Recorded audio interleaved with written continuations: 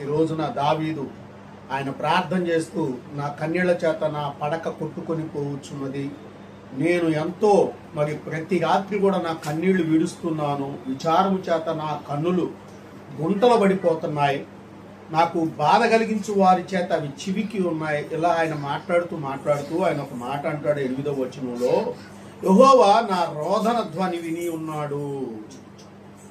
ఏమి విన్నాడంట ఆయన? నా రోదన ధ్వని. ఈ రోజున మన పాఠం ఏంటంటే ధ్వని. మీరందరు గుర్తుపెట్టుకోవాల్సింది ఏంటంటే ధ్వని. ఈ యొక్క ధ్వనించే ప్రార్థన దేవుని సన్నిధిలో మనం ఎలా చేయాలి? గుసగుసలతో ప్రార్థన చేయాలా? మౌనంగా ప్రార్థన చేయాలా? మరి మనం ఉపవాసంలో ఉన్నప్పుడు ఎలా ప్రార్థన చేయాలి? చాలామంది ఉపవాసం అన్నా కూడా ఏంటంటే వాళ్ళు లోపలే చేసుకుంటారు కానీ బయటకు చెయ్యరు. కానీ ఇక్కడ ఏమంటాడంటే ధ్వనించే ప్రార్థన. ధ్వని అనేటువంటిది మనం ఆలోచన చేస్తే ఇందులో ఎన్ని రకాలైనటువంటి ధ్వనులతో మనం ప్రార్థన చేయాలి. ఇక్కడ మొదటగా మనం చూస్తే ఇక్కడ ఆయన అంటాడు నా రోదన ధ్వని అన్నాడు. రోదన ధ్వని అంటే రోధించడం, ఏడవడం, ఏడుస్తూ ఆయన అంటున్నాడు నా రోదన ధ్వని. ఏమన్నాడు ఆయన? నా రోదన ధ్వని విని ఉన్నాడు. దేవుడు నా రోదన ధ్వని, నా ఏడుపుతో నేను చేస్తున్నాను, కన్నీళ్లు విడుస్తూ నేను రోధిస్తూ నేను ధ్వనిస్తున్నాను అంటే ఆ స్వరము ఎంత ధ్వనిస్తుంది, ఎంత ఆయన ఆ ఏడ్చి ప్రార్థన చేస్తున్నాడు. ఈ రోజున మన అంశం ఏంటంటే ప్రార్థనా ధ్వని. ఈ ప్రార్థనా ధ్వని మనం ఎలా ధ్వనించాలి? దేవుని సన్నిధిలో మనం ప్రార్థన చేస్తున్నామంటే ఒక ధ్వని పుట్టాలి. ధ్వని అంటే శబ్దము. ఈ శబ్దము ఎంత బాగా అది మరి ఆ దేవునికి వినిపించాలి. మనం ఆ పక్కళ్ళకి వినపడుద్దేమో, వాళ్ళకి వినపడుద్దేమో అనుకోండి. వాళ్ళకి వినపడటమే కాదండి, నీవు ఇక్కడ నుండి దేవునికి మొరపెడతా ఉంటే దేవునికి పరలోకములో ఉన్నటువంటి ఆయన వినగలిగేంత ధ్వనితో నువ్వు ప్రార్థన చేయాలి. అందుకనే అంటే నా రోదన ధ్వని విని ఉన్నాడు. చూడండి బైబిల్ గ్రంథంలో నుంచి మరొక మాటను నేను మీకు చూపిస్తాను. రోదన ధ్వనితో ఆయన ప్రార్థన చేస్తూ 130వ అధ్యాయము కీర్తనల గ్రంథము 1 నుంచి 2 వచనాలు, 1-2 వచనాలు. కీర్తనల గ్రంథము 130వ అధ్యాయము 130వ అధ్యాయము 1-2 వచనాలు. యెహోవా అగాధ స్థలములో నుండి నేను నీకు మొరపెట్టుచున్నాను. ప్రభువా నా ప్రార్థన ఆలకింపుము, నీ చెవియొగ్గిన ఆర్తధ్వని వినుము. దేవునికి స్తోత్రము కలుగును గాక. ఇక్కడ అగాధ స్థలములలో నుండి, ఎక్కడ నుండి? అగాధ స్థలములలో నుండి. అగాధం అంటే ఎక్కడ ఉంది? భూమి యొక్క అడుగు భాగాలలో ఉంది. భూమి యొక్క అగాధ స్థలాలు ఉన్నాయి. ప్రియమైనటువంటి దేవుని పిల్లలారా, ఇక్కడ దావీదు ఒకటి రోదన ధ్వని చేయించున్నాడు, రెండవది అగాధ స్థలములలో నుండి నాకు ఆర్తధ్వని విను అంటున్నాడు. అంటే ఒకటి రోదన ధ్వని, మనకున్నటువంటి మన సమస్యలు, మనకున్నటువంటి మన ఇబ్బందులు, మన కష్టాలు, మన శోధనలు, ఇంకా మనం చెప్పాలంటే ఆ రోదన ధ్వని తన కుమారుడు చనిపోతున్నాడని, మరణశయ్యపై ఉన్నాడని ఆ బిడ్డ కోసం రోధిస్తున్నాడు. ఇక్కడ అంటున్నాడు ఆఖరికి నా ప్రాణము అగాధములోనికి వెళ్ళిపోచున్నట్టుగా ఉంది. ఈ యొక్క రోగము, ఈ బాధ నన్ను వెంటాడుతూ నన్ను అగాధంలోకి నెట్టేస్తుంది. నా ఆర్తధ్వని విను. ఆర్తధ్వని. అందుకని అంటున్నాడు నా ఆర్తధ్వని విను ప్రభువా. ఆ ధ్వనించే ప్రార్థన మనం చేయటం లేదు. మనం ధ్వనించాలి ప్రియ దేవుని పిల్లలారా. ఈ యొక్క ధ్వని ప్రార్థన దేవునికి చాలా ఇష్టం. ఆర్తధ్వనితో మనం ప్రార్థన చేయాలి. రోదన ధ్వనితో దేవుని సన్నిధిలో ప్రార్థన చేయాలి. చాలా మంది కళ్ళు మూసుకొని మౌనంగా ఉంటాం మనం. ప్రియమైనటువంటి దేవుని పిల్లలారా, మౌనముగా ఉండడము ఏమాత్రము కూడా మంచిది కాదు. కొన్ని విషయాలలో మాత్రమే మనం మౌనంగా ప్రార్థన చేయాలి. కానీ ఈ యొక్క ఉపవాసము చేతను ప్రార్థించేటప్పుడు రోదన ధ్వనులు దేవునికి వినిపించాలి. ప్రార్థనా ధ్వని దేవునికి వినిపించాలి. ఎంత ప్రార్థన చేస్తున్నావు? ఈ ఉపవాసములో నువ్వు ఏం ప్రార్థన చేస్తున్నావు? ఒక్కసారి ఆలోచన చేయి. నువ్వు రోధిస్తున్నావా?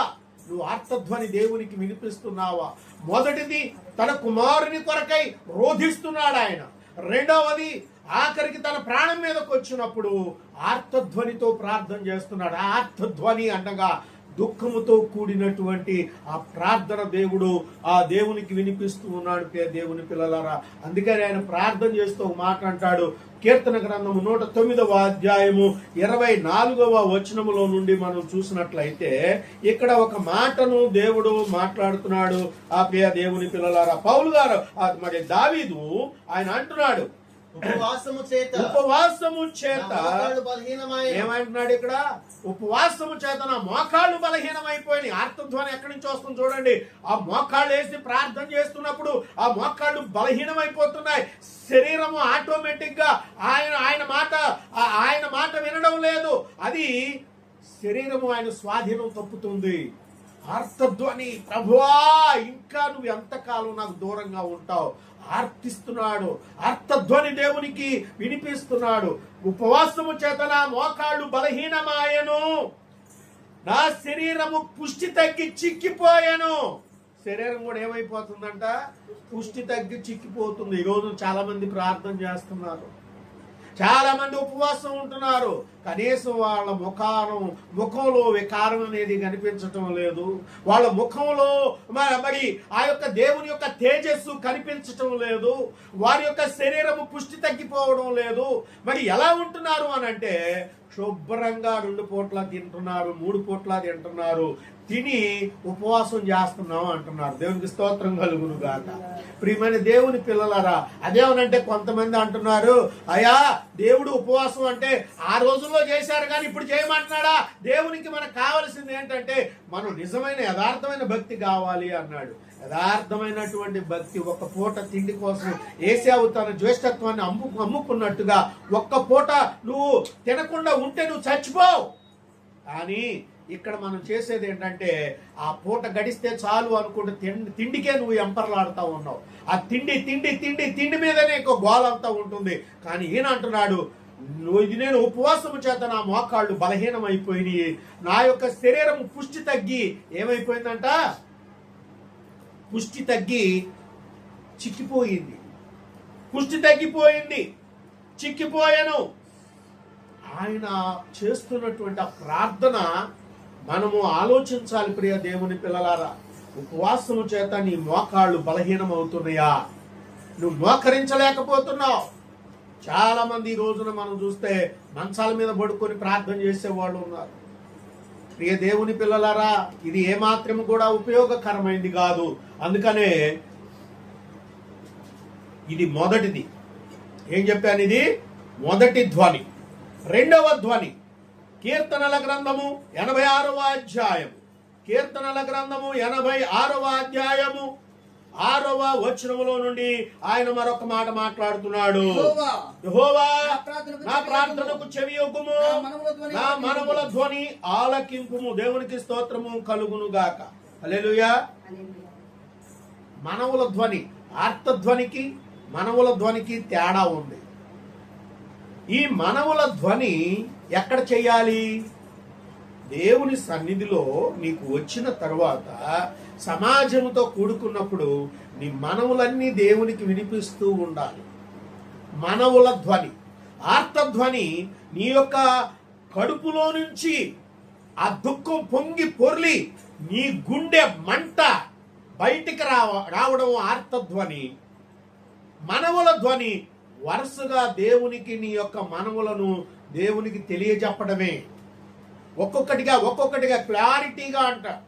ఇక్కడ ఎలా చెప్పాలి దేవునికి అంటే, నువ్వు చెప్పే మాట మనవల ధ్వని యొక్క అర్థం ఏంటంటే క్వాలిటీగా చెప్పాలి, క్లారిటీగా చెప్పాలి.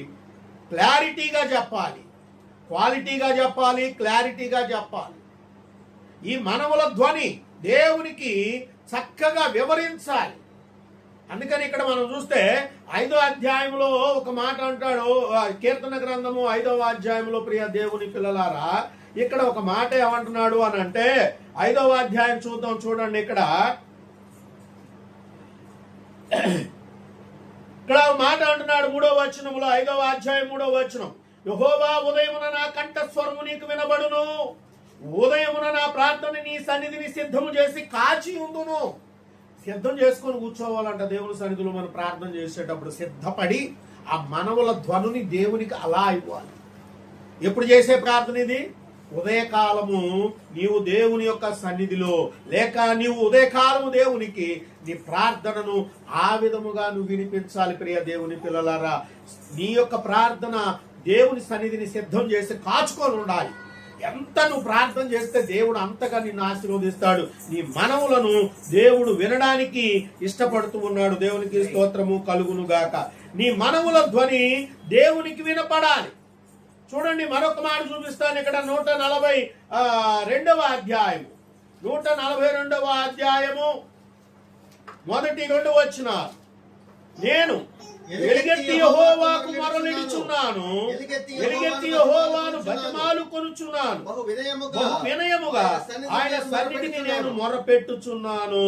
దేవునికి స్తోత్రము కలుగును గాక. ఈ మనవులన్నీ ఎక్కడి నుంచి వస్తాయండి? మనవులు ఎలా వస్తాయి? వినయముతో కూడి వస్తాయి. వినయంగా దేవునికి సమర్పించి చెప్పుకోవాలట. వినయముగా చెప్పుకోవాలి. వినయములో విషయాన్ని మనం గుర్తుపెట్టుకోవాలి. ఆ వినయంతో దేవుని సన్నిధిలో నీ మనవులన్నీ సిద్ధం చేసి కాచుకొని దేవునికి ఒక్కొక్కటిగా చెప్పాలి. అక్కడ మనం చూస్తే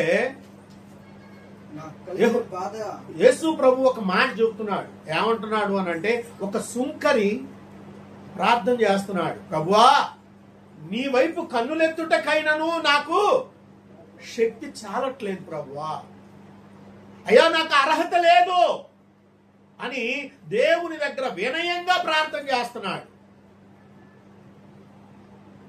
మరి మరొకతను వచ్చాడు. అతను ప్రార్థన చేస్తున్నాడు. ఏమని చేస్తున్నాడు? ప్రభువా, దశంభాగాలు ఇస్తున్నాను, నీకు వారం వారం చందాలు వేస్తున్నాను, ప్రతిష్టార్పణలు ఇస్తున్నాను, ప్రశస్త భాగాలు ఇస్తున్నాను, వారానికి 3 సార్లు ఉపవాసం ఉంటున్నా నేను,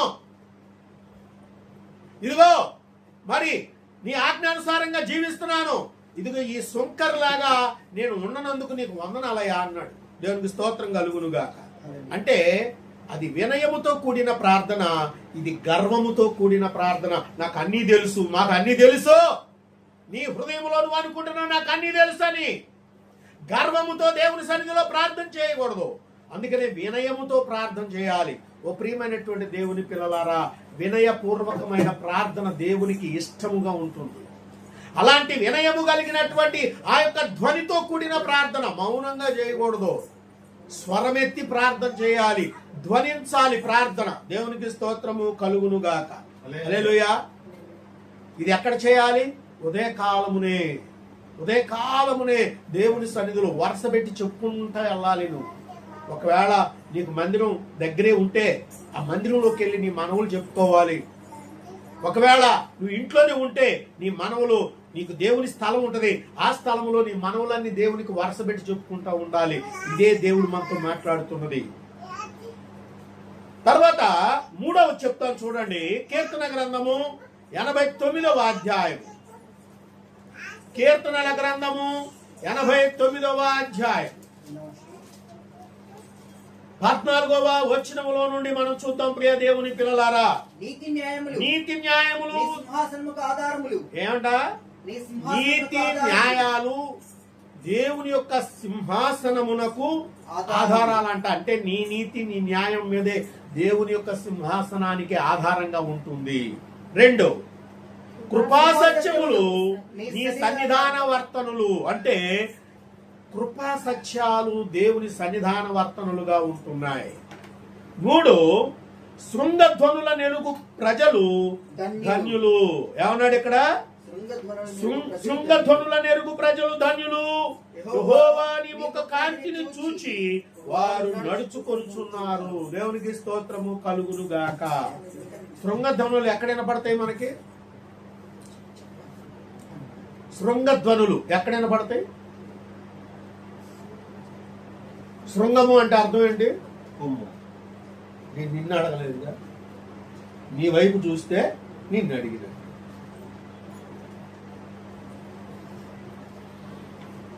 దేవునికి స్తోత్రము కలుగునుగా. శృంగము అంటే కొమ్ము. కొమ్ములు ఎక్కడ ఉంటాయి? అంటే ఇప్పుడు అభిషేకించారు ఎవరిని? దావీదు. దేంతో? కొమ్ముతో. అంతేనా? దేంతో అభిషేకించారు? కొమ్ముతో అభిషేకించారు. అదే సౌలును అభిషేకించారు. దేంతో? బుడ్డితో. అంటే ఒక సీసాతో చేశారు. సీసా, ఒక బుడ్డి దేంతో తయారు చేస్తారు?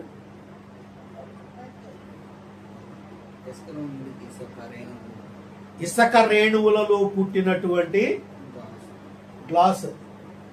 అది చేతులతో చేయబడింది. కొమ్ము సృష్టింపబడింది. శృంగధ్వనులు అంటే దేవుని సన్నిధిలో మన శృంగధ్వనులు ఎలా అయినా పడతాయంట?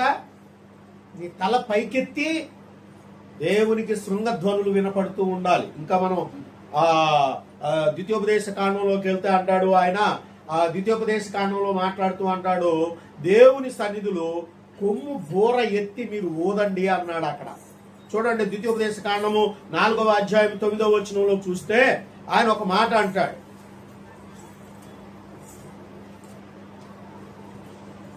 ద్వితీయోపదేశ కాండము 4వ అధ్యాయము 9వ వచనములో నుండి, అయితే నీవు జాగ్రత్త పడుము. నీవు కనులారా చూచిన వాటిని మరువకయుండునట్లు అవి నీ జీవిత కాలమంతయు నీ హృదయములో నుండి తొలగిపోకుండునట్లును నీ మనసు బహు జాగ్రత్తగా కాపాడుకొనుము. నీ కుమారులను నీ కుమారుల కుమారులను వాటికి నేర్పి హోరేబులోని దేవుడైన యెహోవా సన్నిధిని నిలిచి ఉండగా యెహోవా నా యొద్దకు ప్రజలను కూర్చుము. వారు ఆ దేశము మీద బ్రతుకు దినములన్నీ నాకు భయపడ నేర్చుకొని తమ పిల్లలకు నేర్పునట్లు వారికి నా మాటలు వినిపించేదనని ఆయన నాతో చెప్పిన దినమును గురించి వారికి తెలుపుము. ఇక్కడ ఇంత గొప్ప విధంగా చెప్పాడు. శృంగధ్వని. శృంగధ్వని అంటే దాని అర్థం ఏంటి ఇప్పుడు చెప్పండి. ఇప్పుడు మీకు వాస్తవంగా క్లారిటీ ఇచ్చేసా, ఇది కూడా చెప్పేశా. శృంగధ్వని అంటే అర్థం ఏంటి? సరే, నిన్ను అడుగుతున్నా, శృంగధ్వని అంటే అర్థం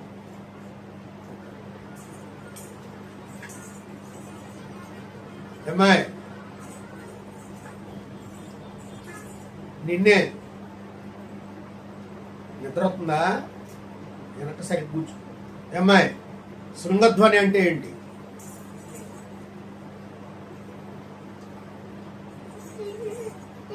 శృంగధ్వని అంటే ఏమిటి?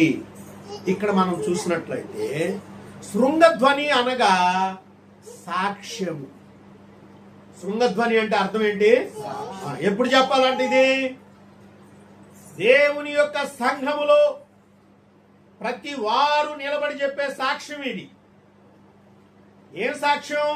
వాటిని విని నీ పిల్లలు నీ కుమారులు వాళ్ళు నేర్చుకునేటట్లుగా మీరు యథార్థమైనటువంటి సాక్ష్యము కలిగిన వారై ఉండాలట.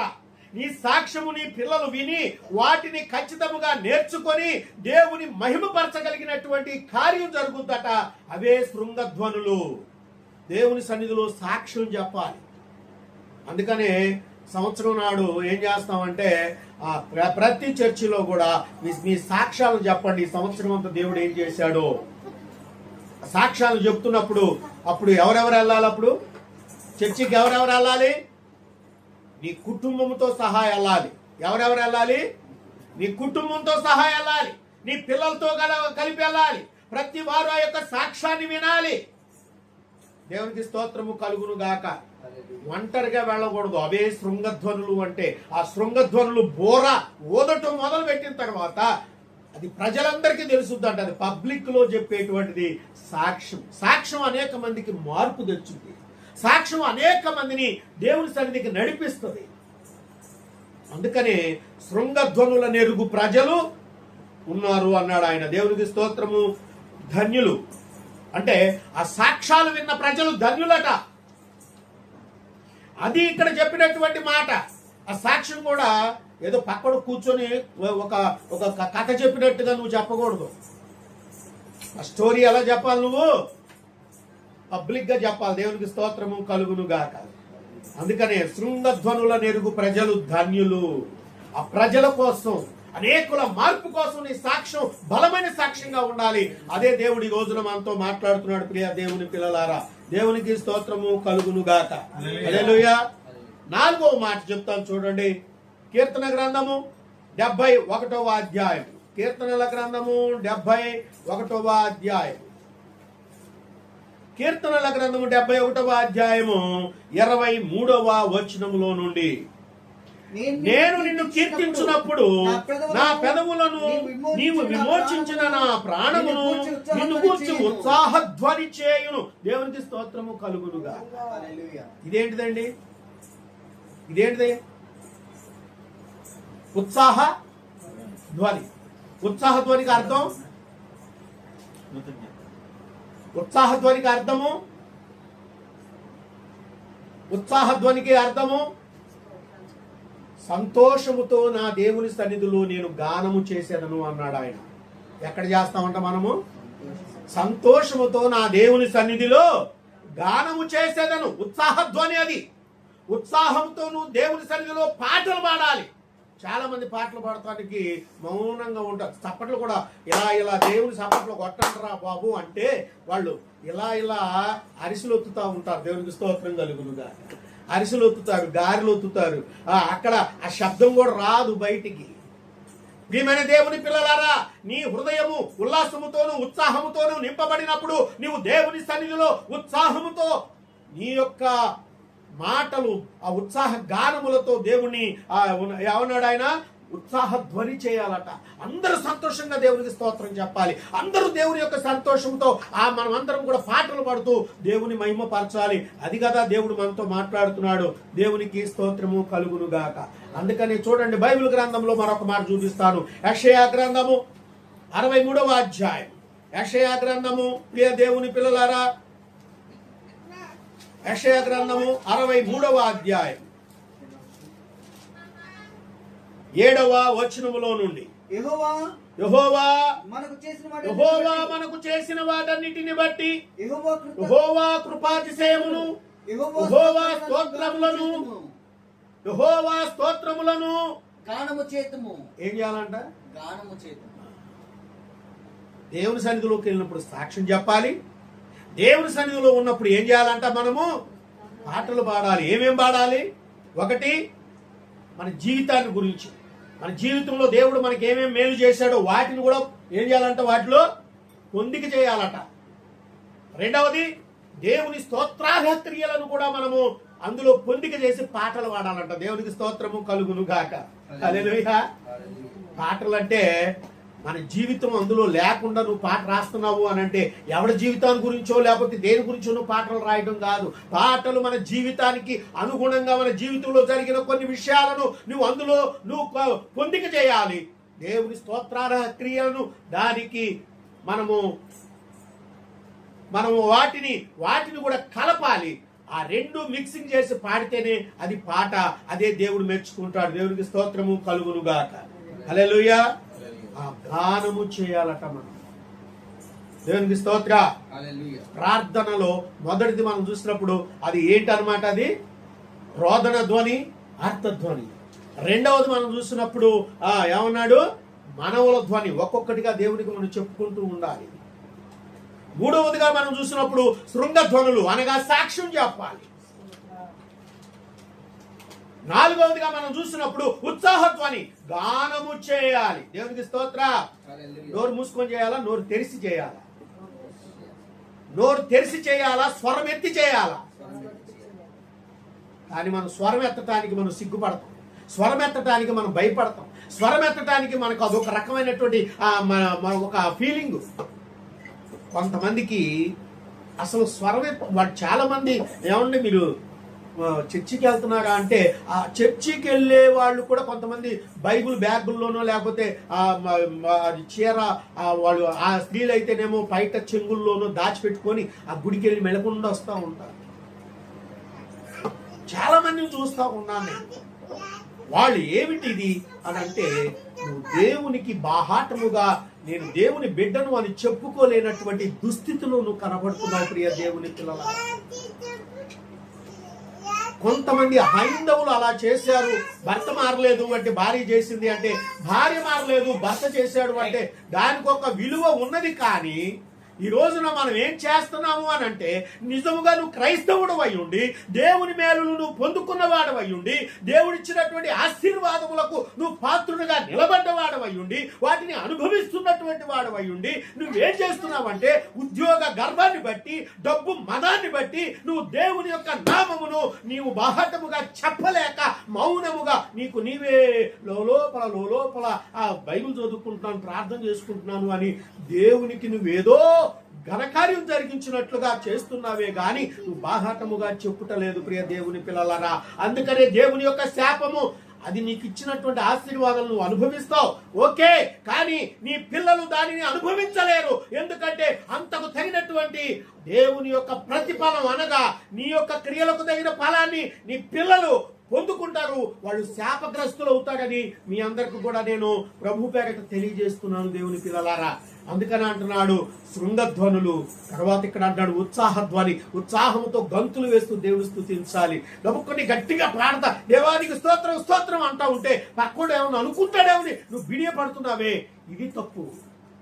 ఎందుకంటే ఉత్సాహముతో దేవుని సన్నిధిలో గానము చేయాలి. దేవునికి స్తోత్రము కలుగునుగా. ఒక మంచి సంగీత విద్వాంసుడు దేవుని యొక్క సన్నిధిలో బ్రహ్మాండంగా పాటలు పాడుతున్నాడు, ఓ దేవుని ఆరాధిస్తున్నాడు. అది ఒక పెద్ద సభ జరుగుతుంది, ఇతను బ్రహ్మాండంగా పాడుతా ఉన్నాడు. ఇలా పాడుతూ ఉండగా అక్కడ జరుగుతున్నటువంటి ఒక విషయంలో ఒక యవనస్తుడు వచ్చి అంటున్నాడు, అయ్యా నేను కూడా పాటలు పాడతానయ్యా, నా ప్రభువుని స్తుతిస్తాను, నాకు ఒక అవకాశం ఇవ్వండి అయ్యా అన్నాడు. అప్పుడు మరి వీళ్ళు సంగీత విద్వాంసులు వీళ్ళందరూ కూడా బాగా నేర్చుకున్న వాళ్ళు, వీళ్ళు పాడుతున్నారు, అయ్యో వీళ్ళు పాడుతున్నారు కదా మరి ఇతనికి ఇస్తే ఎట్లాగా అని పాస్టర్ గారు అనుకుంటున్నాడు. అయినా సరే ఆ దేవుని ఆత్మ ప్రేరేపిస్తుంది, సరే అయ్యా వచ్చి ఒక పాట పాడు అని అన్నాడు. అందరు స్టేజ్ మీద అలా కూర్చున్నారు. ఈ సంగీతంతో పాడగలిగినటువంటి ఆ సంగీత విద్వాంసులు, ఆ గానము చేసేటువంటి ఆ మంచి గాన కోకిలలు లేకపోతే ఆ గాన గంధర్వులు అనబడినటువంటి వాళ్ళందరూ అక్కడే ఉన్నారు. వాళ్ళు పాడుతున్నారు, అయిపోయింది, ఇతనికి అవకాశం ఇచ్చారు. ఇతను లించోని ఆడుతూ ఉన్నాడు. దేవునికి స్తోత్రము కలుగును గాక. హల్లెలూయా.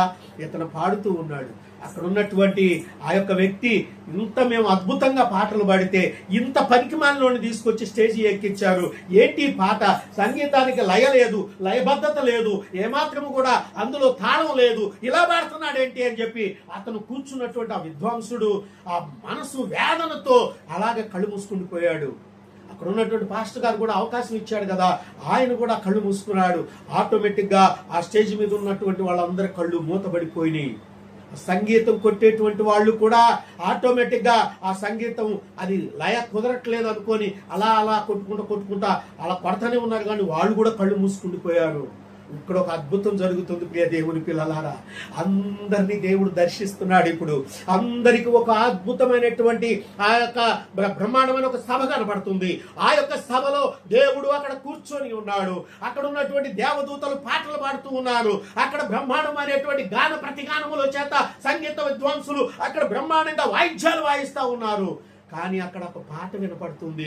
ఆ పాట ఏమిటి అనంటే, ఆ పాట ఇదిగో ఇక్కడ ఉన్నటువంటి ఈ యొక్క ఆత్మతో పాడుతున్నటువంటి ఈ ఉత్సాహభరితుడైనటువంటి ఈ వ్యక్తి పాట అక్కడ వినపడుతుంది. అక్కడ సంగీతం కొడతా ఉన్నారు. దేవుడు తన్మయత్వంతో తన కాళ్ళు ఊపుతున్నాడు. ఆత్మతో ఆయన దేవుని స్తుతిస్తున్నటువంటి ఆ యొక్క బిడ్డ ప్రార్థన దేవుడు వింటున్నాడు. అక్కడ ఉన్నటువంటి వాళ్ళందరూ కూడా దేవుని స్తుతిస్తా ఉన్నారు. ఈ యొక్క సన్నివేశము ఇక్కడ ఉన్నటువంటి ఈ సభలో ఉన్న వారందరికీ కాదు, అక్కడ ఉన్నటువంటి విద్వాంసులకే కాదు, అక్కడ ఉన్నటువంటి ఆ సంగీతం కొట్టేటువంటి వాళ్ళందరికీ కాదు, అందరికీ దేవుడు చూపిస్తా ఉన్నాడు. ఇతను పాట పాడుతూ ఉన్నాడు. ఆ పాట అంత తన్మయత్వంతో పాడి ఆ ప్రభుని స్తుతిస్తూ అందరికీ వందనాలు అన్నప్పుడు కళ్ళు తెరిచారు. దిగ్గున వీళ్ళు చూసి ఆశ్చర్యపోయారు. అతని యొక్క ముఖ కాంతి వెలుగుతూ ఉంది. దేవునికి స్తోత్ర. ఇంతసేపు పాటలు పాడినటువంటి ఆ యొక్క గాన ప్రతిగానములు గాయించినటువంటి వారు సంగీత విద్వాంసులే గాని ఎవరు కూడా అక్కడ ఉన్నటువంటి పాస్టర్లు ఎవరి ముఖం కూడా వెలగలేదు. కానీ ఇతను ఒక పాట పాడితేనే అతని ముఖం వెలిగిపోతా ఉంది. ప్రియ దేవుని పిల్లలారా, ఆత్మతో పాడాలి దేవుని స్తోత్రం. దేవునికి స్తోత్రం కలుగును గాక. మనం ఆత్మతో పాడాలి. ఆయన పాడినటువంటి పాట ఎంత అద్భుతమైనటువంటి పాట. ఆయన హృదయముతో పాడాడు, దేవుడు ఆనందించాడు. మరి వీళ్ళు పాడినటువంటి పాట ఆయన ఆనందించాడా? దేవునికి ఆనందం కలిగించాలంటే నువ్వు ఎంత ప్రతిగానములు చేసిన వాడవైనా, నువ్వు ఎంత గొప్పవాడివైనా, నువ్వు ఎంత అద్భుతాలుగా నువ్వు పాడగలిగిన వాడివైనా, నువ్వు చేయాల్సింది ఏమిటి అనంటే దేవునికి ఆత్మతో పాడటం నేర్చుకోవాలి. బాహాటముగా నేను దేవుని కుమారుడను, దేవుని కుమార్తెను అని చెప్పుకునేలాగా నువ్వు ప్రవర్తించాలి. అది ఉత్సాహ ధ్వని అంటే. ఆ యొక్క ధ్వనిని అందరూ కలిసి ఆ స్టేజ్ మీద లెగిశారు. ఇప్పుడు లెగిసి ముఖమ్ముడగా వచ్చి అందరూ కూడా ఆయన హత్తుకుంటున్నారు. దేవునికి స్తోత్రం కలుగును గాక. అందరూ అతన్ని హత్తుకుంటున్నారు. అతని యొక్క విధానంలో ఆ పాట ఇక్కడ ఉన్నటువంటి వాళ్ళు ఎవరికి నచ్చలేదు, కానీ దేవునికి నచ్చింది ఆ పాట. ఆత్మతో పాడుతున్నాడు, ఉత్సాహంతో పాడుతున్నాడు. తన హృదయంలో నుంచి తన జీవితాన్ని కూడా అందులో క్రోడీకరించాడు. అందులో దేవుని యొక్క స్తుతి మహిమలో ఏమాత్రము తగ్గకుండా పాడుతూ ఉన్నాడు. ఓ ప్రియ దేవుని పిల్లలారా, నీవు పెద్ద గాయకుడు అయితే అయ్యి ఉండొచ్చు, కానీ ఎదుటి వారి పాటను నువ్వు తృణీకరించకు. ఎందుకంటే ఆ ఎదుట వారిని తృణీకరిస్తే దేవుడు నిన్ను తృణీకరిస్తాడు. అది గుర్తుపెట్టుకోవాలి. ఉత్సాహంతో మనం ప్రార్థన చేయాలి, ఉత్సాహంతో గానం చేయాలి. దేవుడు అదే మనకు నేర్పిస్తున్నాడు. ఇది ఉత్సాహ ధ్వని అంటే. ఆ ధ్వని నువ్వు వింటున్నావా? ఈ రోజున ప్రియ దేవుని పిల్లలారా, మీకు చెప్పినటువంటి యొక్క ధ్వనులలో ఇక్కడ నేను మీకు చేసినటువంటిది ఏంటంటే, ఎన్ని ధ్వనులు చెప్పాను? 4 ధ్వనులు చెప్పాను.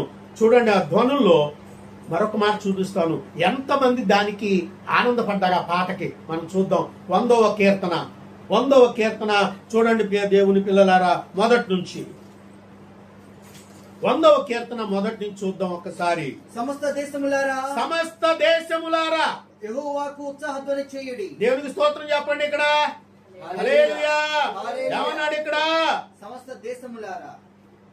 ప్రియమైనటువంటి దేవుని పిల్లలారా, సమస్త దేశములారా యెహోవాకు ఉత్సాహధ్వని చేయుడి. యెహోవాకు ఉత్సాహధ్వని చేయుడి. సంతోషముతో యెహోవాను సేవించుడి.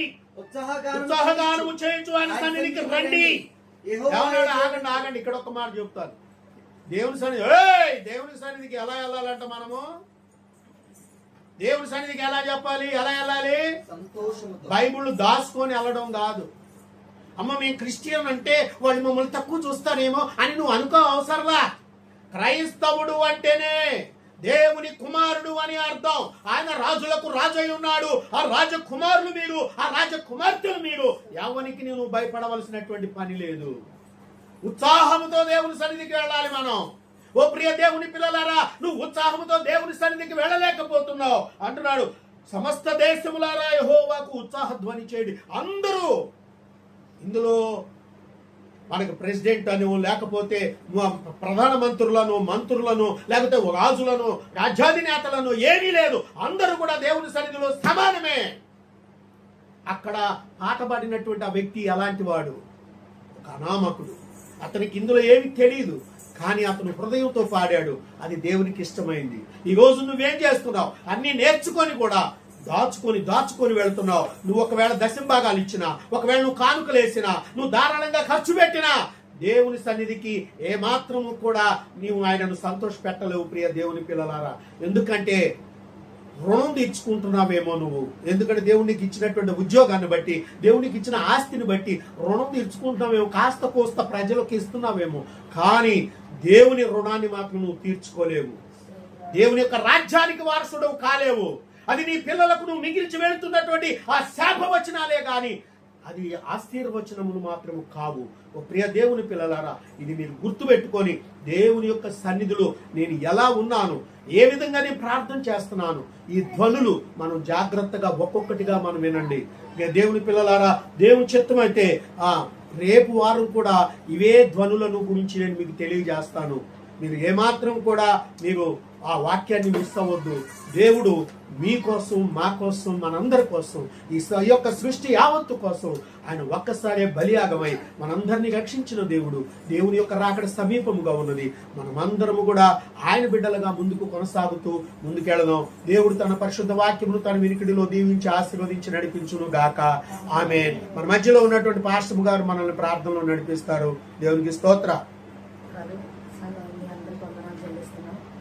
చెప్పబడిన వాక్యాన్ని బట్టి మరి మీరు విన్నాను కదా, విన్నా వాక్యం మరి మీ హృదయాల్లో భద్రపరుచుకొని వాక్యానుసారంగా నడుచుకుంటారని ఆశిస్తున్నాం. ప్రార్థన చేసుకున్నాం. కళ్ళు మూసుకుంటే స్తోత్రములు ప్రభా, స్తోత్రములు స్తోత్రములు స్తోత్రములు. ఆయన మహాగరుడైన తండ్రి, మహోన్నతుడా, సర్వశక్తిమంతుడా, నీకే స్తుతులు స్తోత్రములు. ఆశ్చర్యకరమైన దేవానికి వందనాలు ప్రభా. ఈ ప్రోత్సాహం ఆయన నిలబెట్టుకుని దాసుల ప్రభా, నీకు అంశాలు త్వరగా నువ్వు మాట్లాడి ఉన్నావు ప్రభా, నీకు స్తోత్రాలయ్యా. అయ్యా అటు వాక్యాన్ని ప్రభా ఏమిటో కూడా విడిచిపెట్టకనైనా ఆసక్తి కలిగి శ్రద్ధ కలిగిన మనసులోనైనా ఆ వాక్యాన్ని నెమరు వేసుకుని వాక్యానుసారంగా నడుచుకుని విధాలుగా సహాయం చేయండి. అటు బిడ్డలు మీరు మార్చండి తండ్రి, మీకు స్తోత్రాలు. ఆశతో ఎదురు చూస్తున్న ప్రతి ఒక్క బిడ్డని మీరు దర్శించండి. ఎంతమంది బిడ్డలైతే వింటున్నారో ప్రభా, అటు బిడ్డలకి ఆయన మీ కృప దయచేయండి, సహాయం చేయండి. నిజమైన మారు మనసు రక్షణ బిడ్డలకు దయచేయండి తండ్రి, మీకు స్తోత్రాలు. ఏ బిడ్డని విడిచిపెట్టొద్దు నాయన, నీకు స్తోత్రాలు. లోకం వైపు నాయన పరుగులు తీస్తున్న, పాపం వైపు పరుగులు తీస్తున్న ప్రతి బిడ్డను మీరు దర్శించండి నాయన, స్తోత్రాలయ్యా. యేసయ్యా, గడ్డు దినాల్లో ఉన్నాం, రాకడ దినాల్లో ఉన్నాం అయ్యా, నీకు స్తోత్రాలు. ఏ క్షణంలో ఏమి జరుగునో మాకు తెలియదు నాయన. గతించిన దినములు మరలా తిరిగి రావు, రేపేం జరుగునో మీకు తెలియదు అంటున్నావు ప్రభా, నీకు స్తోత్రాలు. అంచె దినములు అపరికరణ దినములు రాకముందే సృష్టికర్త అయిన దేవుని జ్ఞాపకం చేసుకుని నాయన వాక్యానుసారంగా నడుచుకుంటూ అట్టి కృపను బిడ్డలకు దయచేసి సహాయం ఇచ్చేయమని, ఎవరు విని విడిచిపెట్టగా వాక్యానుసారంగా నడుచుకునే బిడ్డలుగా నాయన మీరే కృప దయచేసి సహాయం ఇచ్చేయమని, ప్రతి ఒక్క బిడ్డని నాయన మీతో మాట్లాడమని ప్రభువానికి వందనాలు స్తోత్రాలు చెల్లించుకుంటూ, నీకు సమయం ఇచ్చినందుకు నీకు వందనాలయ్యా. నీకు స్తోత్రాలు చెల్లించుకుంటూ ఈ సమయం మంది చేస్తున్న ఒక చిన్న ప్రార్థన నీ సొంత మంది చేర్చుకొని తగిన ప్రతిఫలం దయచేసి సహాయం చేయమని యేసయ్య అతి పరిశుద్ధ నామములో అడిగి వేడుకుంటున్నాం తండ్రి. ఆమేన్. హల్లెలూయా.